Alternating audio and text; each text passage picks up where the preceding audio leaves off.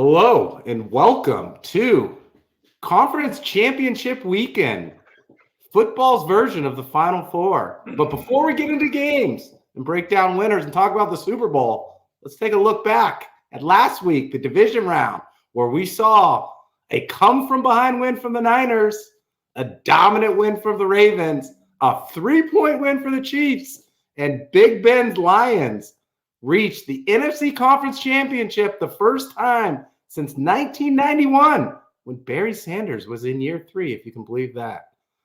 Thank you for spending your Thursday evening with us. Each week we broadcast live on nofilter.net, Caffeine TV, and YouTube. Tonight we're going to get into a conference championship. We're going to pick some winners, talk about the Super Bowl, talk about coaches, and much, much more. I'm K-Win, he's Big Ben, and he's Matt Donnelly. You know Matt from Alberta, Canada. Roto-baller, the best mustache on the internet, and Dynasty Vipers Network. Matt, thanks for joining the show. Hey, glad to be here to talk a little bit of football here. It's the best time of the year right now. We're hitting the playoffs right now. We've got DFS going on. We got fantasy playoff leagues going on. And, of course, hey, we got the Detroit Lions, the Cardiac Cats, seeing if they can make a push for a Super Bowl appearance for the first time since 1957 in that NFL championship game. So, hey, we got a lot of good things to talk about this week. Matt, is Detroit Canada's team? Well, right now they're probably up there. I mean, everyone loves an underdog or an undercat in this, if you want to call it that right now. So, I mean, I got personal preferences about teams I'm not going to cheer for right now. So there's certain teams that are definitely not. I'm definitely don't have a rooting interest for. But hey, you know what? Detroit's a fun team to like. I mean, everything about Dan Campbell. Hey, as a Raiders fan, we got our Antonio Pierce, who has a lot of Dan Campbell type qualities. So when you listen to Dan Campbell talk, whether it's been on the whole offseason show and whatnot there, he makes you want to run through a wall. So I think these guys, these players, they're going to be ready to play for him this weekend. We'll talk about this game a little bit later, and I don't know if it's going to be as big of a spread as Vegas has it right now. Yeah, and you mentioned Dan Campbell and he loves caffeine, but I'm going to try to turn him to something else, and that's Magic Mind.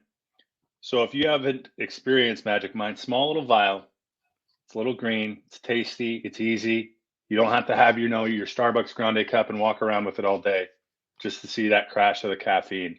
I just want to let everyone know about our mid-January campaign. If you've done dry January and you're looking still for that little extra zazz in you, try Magic Mind. You're going to get 1 month free on a subscription basis with our campaign. All you need to do is go to magicmind.com/Jan, JANWST, /Jan, WST. And then enter the code WST20. That's going to complete your 20% off total which gets you at 75% off, basically free to try Magic Mind. I mean, you can't go wrong. You're feeling good with January. Double down with Magic Mind. That code is WST20, www.magicmind.com/Jan, WST. Pretty easy, straightforward. Hopefully I gave you time to punch it in your browser and your phone. Buy some Magic Mind. God, what if Dan Campbell was on Magic Mind? He does like five quad shot grandes a day. What if he just did 5 Magic Mind? Guaranteed Super Bowl. At this point, would it even affect him at this point? There's like so much caffeine running through those veins. It's like there's I don't even know if there's any blood running through his caffeine stream right now.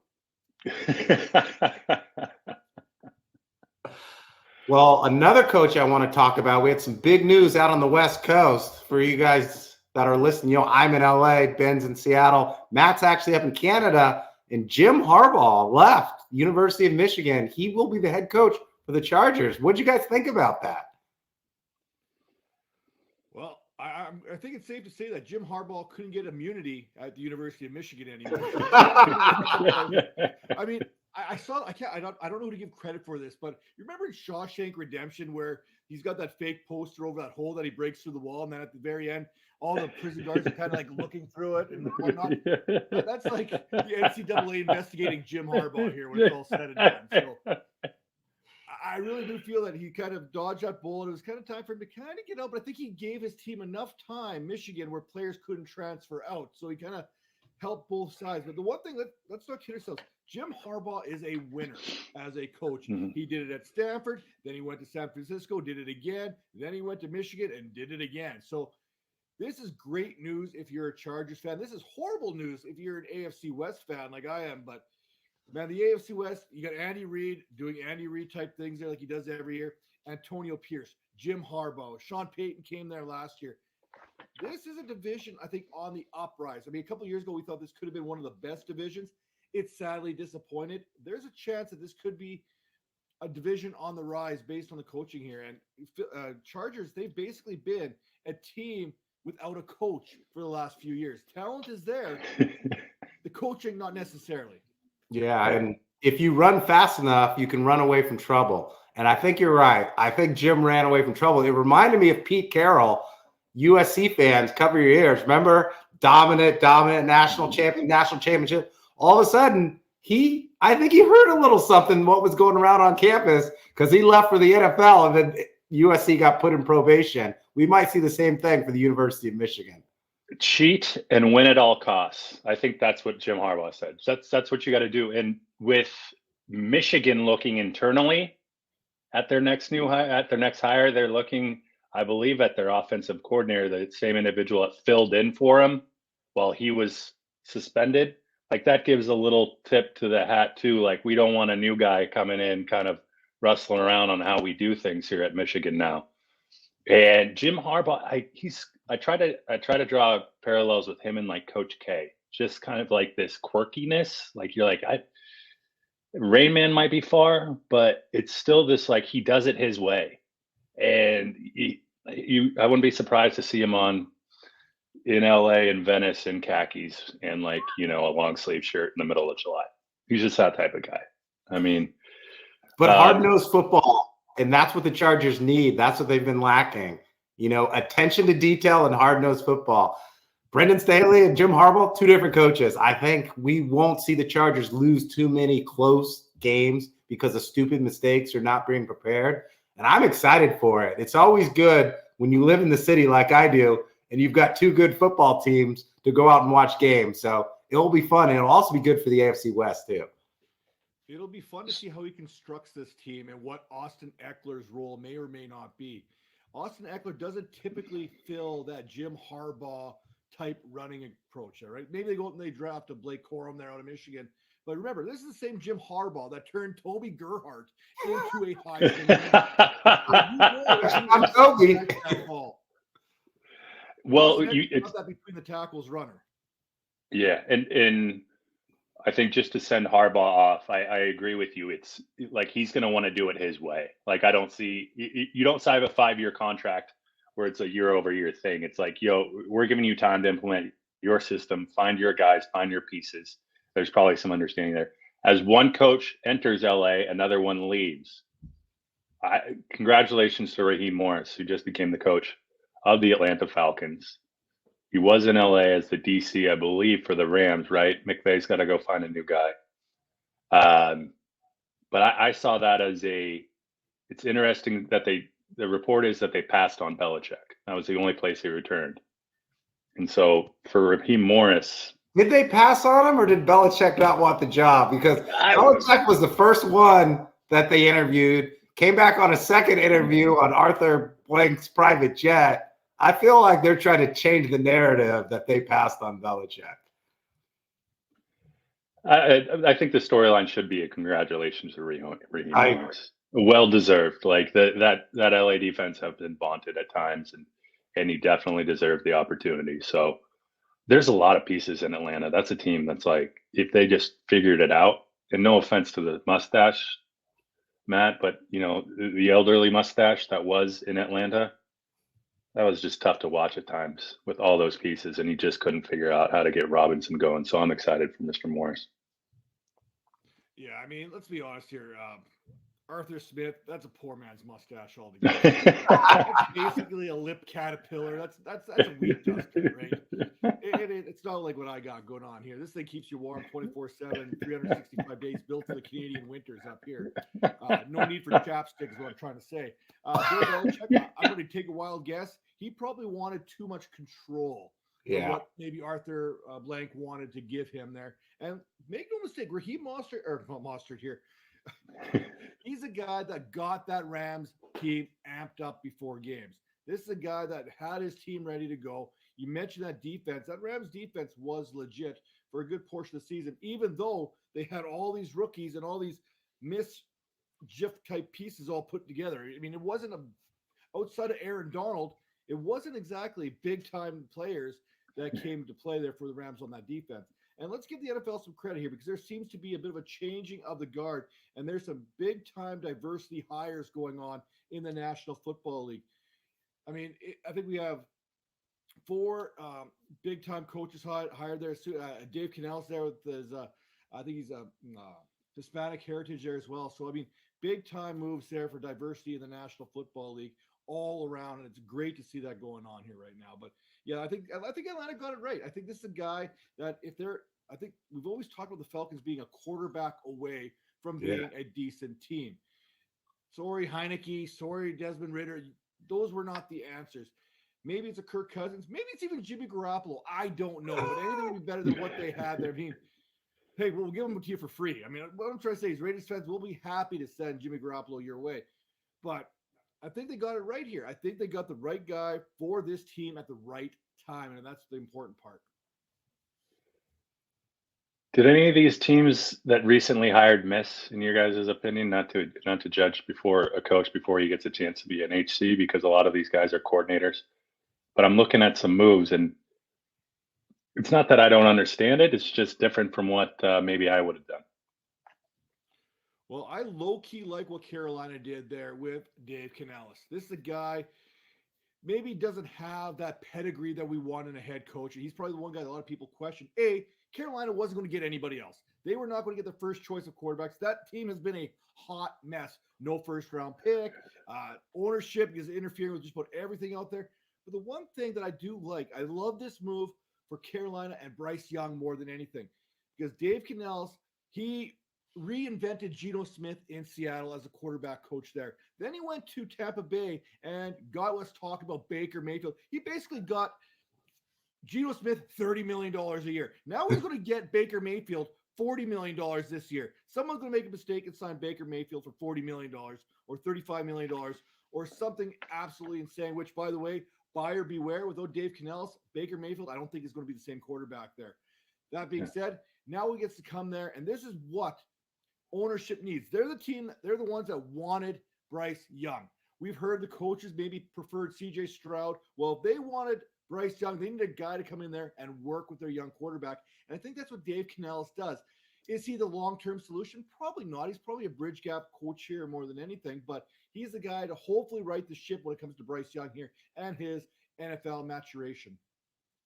Yeah. If you sometimes you hire a guy to fix your biggest problem, and their biggest problem was Bryce Young, their biggest asset and their biggest liability. I agree with you, Matt. Yeah. Hey, Win. My Seahawks still don't have a coach. Well, my sources are saying they like Mike Vrabel. What do you think about that as a potential hire? I would love Vrabel. Now, let me go back. Canales is probably the best looking coach that's been hired in the NFL, bar none. I think that's the narrative right there for somehow, some way. I want Mike Vrabel because he's probably between maybe him and Dan Campbell.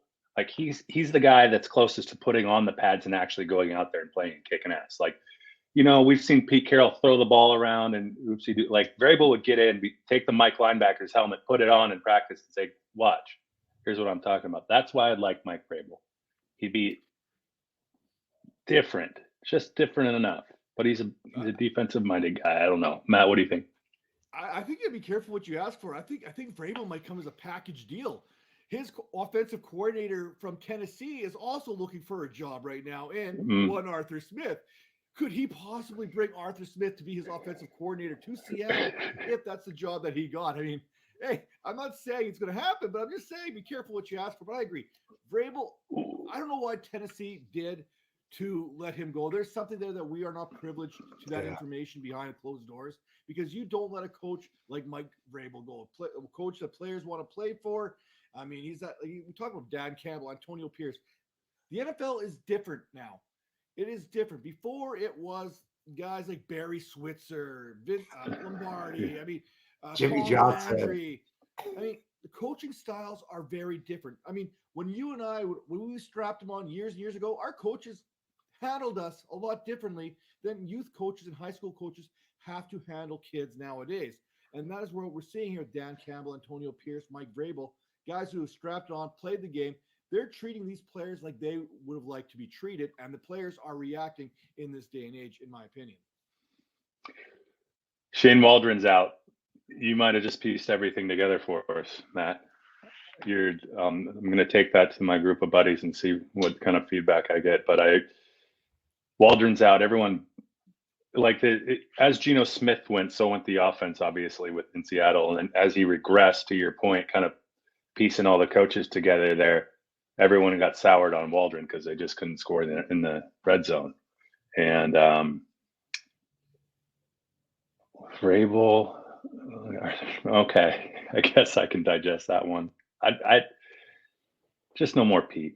I love you, but just no more Pete. I'm good with that. All right. Should we get into this weekend's games? Yes, we should. All right. We're going to start with Kansas City going to Baltimore. Matt, who do you like in this game? Hey, you know what? I cannot cheer for the Chiefs. It goes against everything I possibly could believe in. And first thing I want to say lay off of Taylor Swift. She's having a good old time at the ball game, okay?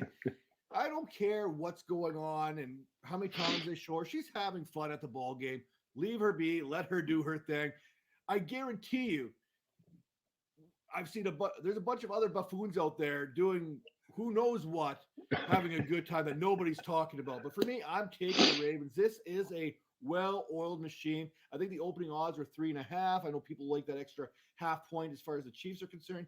Now the Chiefs are playing this. Everybody's against us, a la New England Patriots a few years back on those Super Bowl runs. Stop it. The Chiefs and the fan base are starting to act like the modern-day Patriots, and it's driving me up the wall. Boo freaking who here, okay? Knock it off. This Ravens team, let's give them the credit that they are due. There's nobody that is pounding on teams above 500 the way that this Ravens team is doing. They're giving up about 17 points per game. They're scoring 32 points per game. How do you stop them? I mean, if there's a coach out there, Spags is a guy that can find a way to get the job done. I mean, he's a defensive genius out there.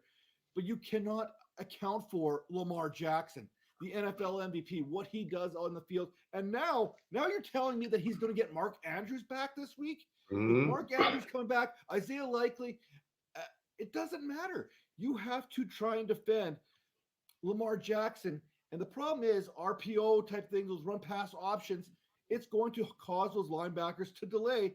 And Justice Hill is good enough to pop off a big run. Gus Edwards always finds a way to the end zone. This is a team that can win without throwing the ball. I mean, yeah, they've got Odell Beckham Jr. and Zay Flowers and Mark Andrews, Isaiah Likely. So they've got good enough weapons to possibly produce on this good Chiefs defense, but it all comes down to how do you defend Lamar Jackson? If you try to blitz him, which Texans did last week, 75% of the time, he still completed 13 of 18 passes for 120 yards and 2 touchdowns. Okay, let's sit back in coverage. Guess what? The highest passer rating against no blitz, Lamar Jackson at 105. Like, you pick your poison. You either let him pick you apart with throwing the ball, or you try and blitz him. Either way, if it's man coverage, he's going to turn and he's going to go, and there's not a thing that the Chiefs are going to be able to do about that. I don't know how you defend against this Ravens team the way they are playing right now. There's no team playing better football than the Ravens.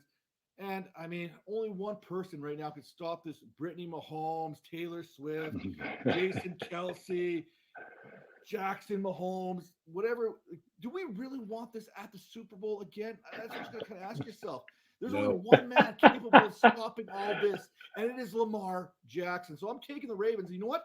I would say that the Ravens continue to do what they've been doing all postseason, and this is pounding on good teams. I got to take a look at my notes, but I know I've got it as a considerable victory here this week, like 31-17. I have the Ravens winning this game big time. Yeah. Okay, Win. I'm with you. The Chiefs dynasty is over. Like, don't let last week fool you. The Bills dominated that game. They did whatever they wanted with the football. They're ahead at halftime. They're ahead in the third quarter. Josh Allen was running the ball. The Bills are running the ball. What do the Ravens do well? They run the ball. Josh Allen tries to run you over. Lamar Jackson can run by you. He's shifty. And the Chiefs D is ranked towards the bottom of the NFL when it comes to stopping the run. I think they're like 27th or 28th. So I'm looking for the Ravens with Mark Andrews to do well and win this game. I know the NFL initially wanted Taylor Swift to do the Super Bowl. She said no, she wouldn't perform. The next best thing would be having her at the Super Bowl, but that's not happening either. I've got the Ravens winning this heavyweight fight. The dynasty is over, my friends. It is. It absolutely is. And you're right in every respect. Like, you absolutely are. The tinfoil hat people will say, if somehow the Chiefs win, there's calls that go against the Ravens, and somehow, someone gets left off the plane and all these things. You're absolutely right. The Baltimore Ravens are the better team. And here's, in taking off this hat, the Ravens are going to win. And here's what I hope. And I hoped in the Chiefs getting this far, my wife would actually lean into NFL a little bit more and see that hasn't happened. She hasn't gone to the point where she can sit her butt on the couch and actually watch a game. Unfortunate. But if I'm the Ravens, I use this whole camera pan to Swift as the ultimate motivator. If I'm Harbaugh, I'm I do not want one single pan to Swift. I don't want Kelsey getting the ball once. I don't want him touching the ball. I don't want any elation coming out. I don't want to see other Kelsey, Jason Kelsey. I don't want to see any Kelseys. I just don't want to see that sweet.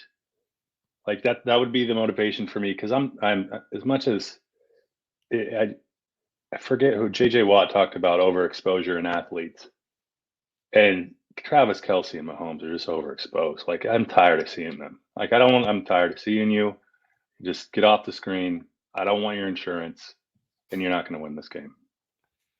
Yeah, you look at the numbers here, and I don't see how a struggling offense like Kansas City, I think Mahomes has 477 passing yards, 3 touchdowns in the 2 games that he's played.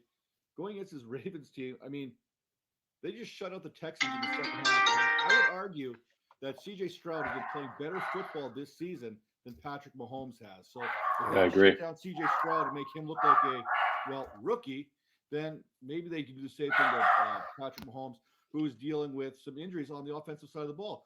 Isaiah Pacheco, he's been limited in practice this week. That's a huge loss for them.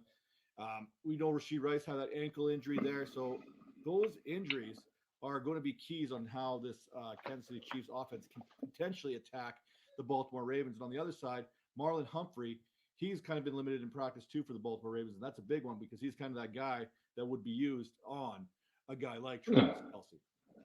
Well, and for also, all intents and purposes, it's who's healthiest wins, right? In the playoffs sometimes, and we saw that with Buffalo. They were depleted at linebacker. They didn't have 3. Klein was out there limping around, and that impacted the game, in a big way down the stretch. You just didn't have someone shadowing Mahomes the way you should. I think Baltimore is healthier. They're going to have a lot of weapons. Andrews and Likely, Gus Bus and Hill. but also on the defense, you got Mike McDonald's positionless defense. Everyone can blitz and everyone can cover, and that secondary can cover. And that secondary is going to cover the Chiefs, and they're going to blanket Kelsey. I'm with you. I don't even think it's going to be close. I got the Ravens by at least 2 touchdowns. All right. Moving in to the final game of the week, we've got Detroit Lions in Santa Clara playing my San Francisco 49ers. We'll start with you, Big Ben. Oh, okay. You know how I feel about the Lions. I think they're America's team, and from what Matt just said, they're Canada's team too. They're the closest to the border at this point. Canada's going to root for a team.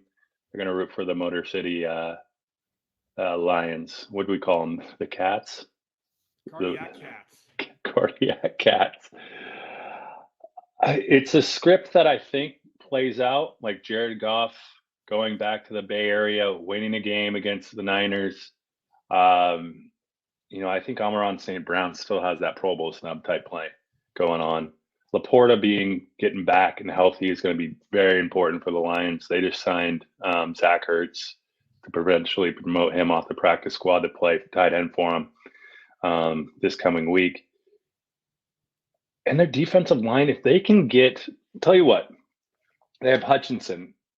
If Hutchinson can get to Purdy early in the game, just make him throw a little quicker than he wants to, make him uncomfortable, then I think that changed the narrative of the game. I know that's not a decisive, that's going to win him the game, but I'm saying that's going to dictate the game. I think Purdy, if he gets knocked down early, it wasn't a pretty win by the Niners by any way, shape, or form. The Niners were probably writing their own stories about how they lost again in the playoffs. But I like the Lions. I'm gonna just go with I'm gonna pick with my heart and probably half my gut on this one. The Lions win in a semi shootout. Debo coming back could change the whole landscape and picture for the Niners, but I still got the Lions. Give me it's Badgley, right? Badgley's kicking for the Lions still. Yeah, Badgley. Give me a Badgley field goal with Brock Purdy with his hands in his just over his helmet with George Kittle on one side and Christian McCaffrey on the other after they lose. All right. I don't like that outcome. Matt.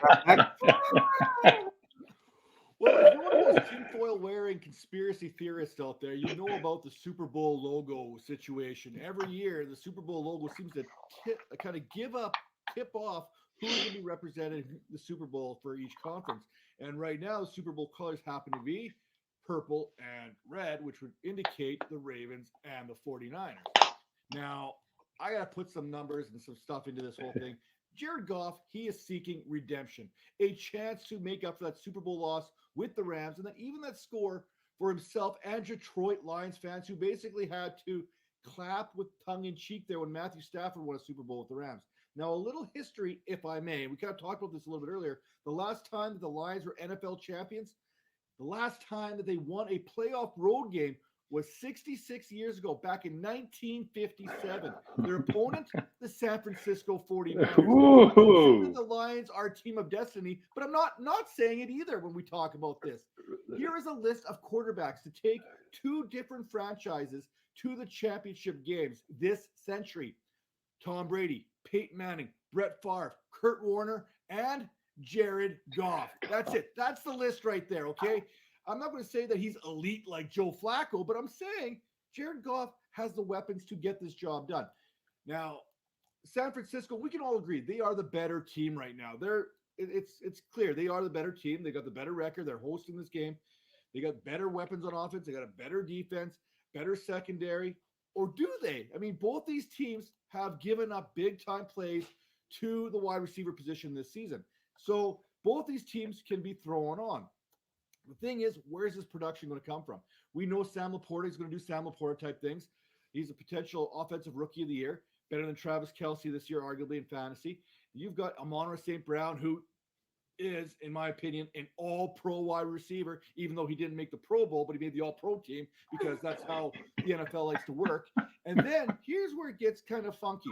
I do believe that even though for fantasy, the San Francisco 49ers gave up points or did not give up points to running backs, but you can still run on this team because Jahmyr Gibbs is built different. He's like that Christian McCaffrey light type running back. So they've got their own type version there, except they can run both their running backs on the field at the same time. You can split out Jahmyr Gibbs. You can run with David Montgomery in the backfield. You can go with a tackle eligible player and make sure he reports this time and hope for the best in that situation. But the Detroit Lions can do so many different things. They don't have the George Kittle quite yet. Laporte is what he is, but Brandon Ayuk, Deebo Samuel, Christian McCaffrey, these are elite weapons. And it feels like the Lions get disrespected because they don't have the sexy names, right? They're not. It's just the disrespect that comes with it. Man, I gotta get on that. I'm still on that Dan Campbell diet of pure Campbell, 9 o'clock at night. But for me, it comes down to death by 1,000 paper cuts when it comes to Jared Goff and this offense, because he loves to dink and dunk that ball down the field. But he'll also take shots when he feels that he's gotten you softened up. He'll take shots. Amon St. Brown, he led the team in that. But Khalif Raymond, believe it or not, had the second most deep shot targets. This has been one of the more explosive offenses when given an opportunity to do so. And they hit like 52% on that explosive rate. And I think 17.3 yards downfield when they do attack down there. So they do attack, but they kind of suck you in and then they give it to you. And here's the guy. You want a super sexy sleeper here? How about Josh Reynolds operating out of the slot? San Francisco has given up the 9th most receiving yards from the slot this season. And that is where Josh Reynolds kind of comes in, because no one's talking about him. No one's even mentioned his name as far as I'm concerned leading up to this contest, which is basically the way Detroit wants him. No one wants to talk about us. Who cares? We're coming there, punch you in the mouth, and play some ball.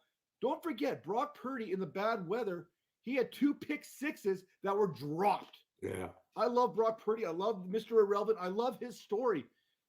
I just love the Detroit Lions a little bit more because they're the underdog in this one. And I got this game, and it's close. And I remember, can you tell me what that score was in, I believe, the last time that they played, was it 1991? Or no, they played before that.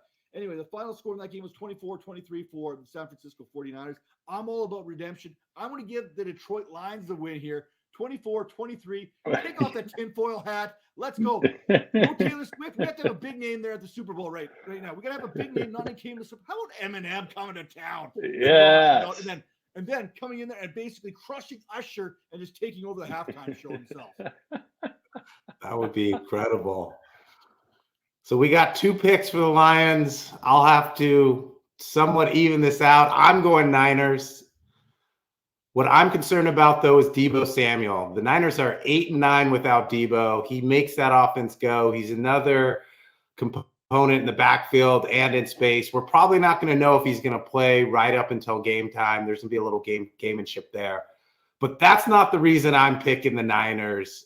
The Lions are a great explosive team at home. They're a different team on the road. Someone once called them the house cats. They play well in the dome. They don't play well on the road. Jared Goff's interceptions are up on the road. His completions are down. His QB rating's down. I think the Niners are going to get after him. I think Dan Campbell's fast and loose offense is going to come to bite him. I got the Niners here winning with Deebo playing and Brock Purdy taking that next step to the Super Bowl in year 2. That wouldn't be fun. It just wouldn't be fun. What are you talking about? Rematch. It's going to be Niners versus Ravens, a rematch of the 2013 Beyonce Blackout Bowl from New Orleans when the lights went out, also known as the Harbaugh Bowl. Yeah, the Harbaugh Bowl. That whole Deebo Samuel situation is interesting for me because they are a different team with Deebo in the lineup. They're a more explosive team with Deebo in the lineup. I think he's going to be in the lineup, but I think he's going to be more of a decoy. Yeah, I agree. He's got that scapula injury there, something that he suffered earlier on this season. Apparently, it's not as severe, but one thing to think about, dating back to last season, George Kittle, he's played 6 games without Deebo Samuel in the lineup. In those 6 games, George Kittle is averaging 5.2 receptions, 90.6 yards per game, a touchdown on 7.3 targets per game.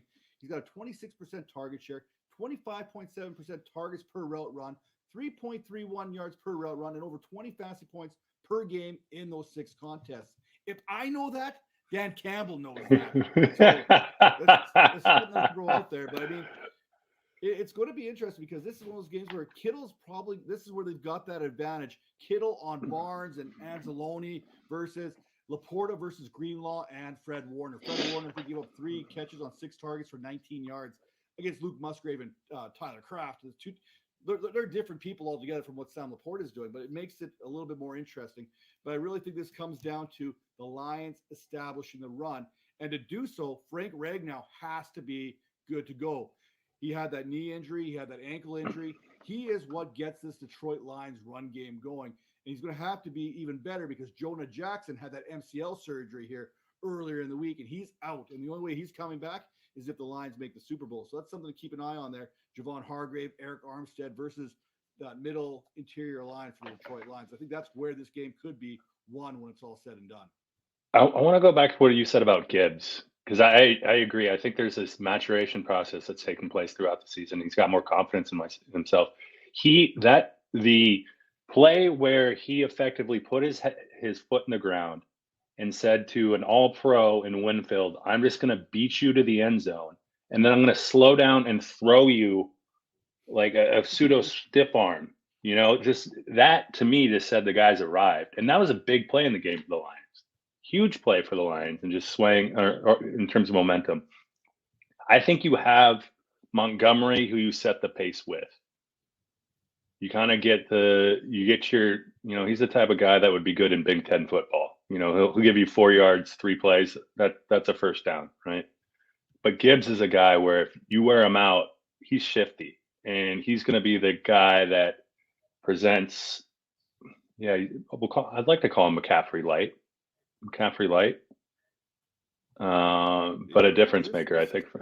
This San Francisco 49ers team just gave up 108 yards or whatever it was on the ground to Aaron Jones just a week ago. Like, this is a team that didn't really have an answer for that Green Bay offense. We're talking Romeo Doubs. We're talking Christian Watson. Wicks. We're talking Dontavian Wicks. We're talking Jaden Reed, guys that aren't exactly Amon-Ra St. Brown. Here's what I'm trying to say. So I think Detroit's offense is better than what they saw with Green Bay, and we know that Detroit can run the ball better. I mean, they're literally the second best team when it comes to running the ball, maybe behind the Baltimore Ravens. So it's going to be an interesting game here. I really like it. I think it's going to be one of those games that it's going to be probably better than the Ravens-Chiefs game. It's going to be a lot closer. I think it's going to be a lot back and forth, which is weird because it's got the 7.5 point favorites right now in the 49ers as of I think this morning sometime. Last time I checked those odds. So Matt, we're gonna have to stop or Kyle's not gonna be able to sleep tonight. Like all these justification rationalizations on why, like he's like, oh, that's a valid point. You know, this is all creeping into the Niners right now. Like, oh shoot, Debo's kind of out. He might not be around. We're not very good without him. You know, there's this worry that's taking place. And I think the Lions are playing somewhat with house money. No one expects them to go into San Francisco and win. You know, and Jared Goff's the type of guy where sometimes he looks like he's playing with house money. He's not prone to not take a shot. And I think he's the type of guy that's been in that game, in that space, where he has something to play for. He has the chip on his shoulder, and he would love it if he could look over at the sideline and just walk away as the Niners lose in the Bay Area, being the Cal guy, being the number 1 draft pick, beating the number 1 draft pick, being Mr. Irrelevant, saying that's why I was the number 1 draft pick, and that's why you were Mr. Irrelevant. It's a legacy weekend. Karma. We're going to talk karma here. His doppelganger there, Ryan Gosling or whatever his name is, basically, you know, said, hey, I should be up for this Oscar. Margot Robbie and Greta, whatever, they should be the Oscar winners here up for nomination. So, I mean, there's some good karma there going on. I know Gosling was a liability, and remember the Titans as a corner cover guy, but I mean, Jared Goff, he's got his under control here at quarterback this week. No, I think it will be a lot. There will be a lot of points. Like going back to your point, Matt, if you looked at the end of the season when the Niners played the Arizona Cardinals, Arizona ran all over the Cardinals. So all of a sudden there's a blueprint. If you want to beat the Niners or if you want to be in the game, you got to run the football. And I think the Lions will run the football. On the flip side of it, the Rams were able to move the ball against the Lions, as were the Bucs. So I think both teams will score. We do need Debo and Shanahan scheming up some things. I think it will be a close game, but that field goal, it's going to come the other way. It's going to be Niners kicking a field goal and Purdy taking his legacy step into the Super Bowl while Jared Goff is crying and wishing he was in Hollywood, not playing for the Rams, but acting with his buddy Gosling. Yeah, you mentioned that the last 2 games there. Mike Evans, big game there last week against this Lions secondary. The week, I think he had 147 yards receiving or something like that. The week before was Puka Nakua's 181 performance. So that means Brandon Ayuk should be in a good position this week to perform for the 49ers. But despite both those big-time games from those wide receivers, it still ended in losses for those teams too. So they're giving up plays, they're giving up yards to that alpha wide receiver, but they're still finding a way to win the game. And I mean, give credit to both these teams. They're in the conference championship this week, and they really could. This game could really go either way. I don't think there's that automatic favorite when you look at it. And I think the over under, I think, set at 51 points. So Vegas is expecting some scoring in this game, as opposed to that Chiefs Ravens contest. But I mean, 7.5 points is what we're talking about. I mean, it's a lot of points. Either we're all idiots or Vegas is just trying to bait us right now at that. Yeah. Hey, we're not idiots. They're baiting us. Yeah. All right, K-Win. Unfortunately, you're I don't know if the Niners are a friendly pick nationwide. I'm sorry to say that. Like I think I don't care about the picks. I care about the outcome. So as long as you are wrong, I'll be happy. That's true. That's all right, true. Matt. We'll wrap up the show here. Do you want to tell our listeners where they can consume your content, find you online, listen to you, learn about how to win their fantasy football leagues and DFS drafts? Yeah, no, you can check me out there over on the Vipers Network. We do things over there on YouTube. Every single week, we have our Vipercast with Major and Tara Roberts, who's one of the brilliant minds in fantasy football. So we talk a lot about that. I give you some game previews. Catch some videos over on Rotoballer. I'll drop my starts and sits each and every week, and I'm doing some weekly previews for these contests as well. Discords for both Rotoballer and Fantasy Points. If you got questions, I've got answers. I got lots of time on my hands right now, so get into those Discord channels, ask away. Dynasty, redraft, IDP, college football, it don't matter. I like to consider myself a jack of all trades, master of none. So if you're looking for an answer, I'll give you one. It might not be the greatest, but it'll be an answer one way or the other. Amazing. Matt, we had a blast. Thank you for coming on the show. We got to do this again sometime. And all of you listeners out here, we broadcast each and every week. NoFilter.net, Caffeine TV, and YouTube. If you want to follow us, like us, we're on Instagram, Twitter, TikTok, and Threads. That's at Big Ben Kwin _ at Big Ben Kwin _ audio podcast, wherever you get your podcast. Magic Mind, subscribe. January, make sure you go out and get it. And go Niners. Go Lions. Go Cats. Go Under Cats. Thanks, Matt. You're awesome. You're awesome, Matt. Thanks, Matt. We had fun. See ya.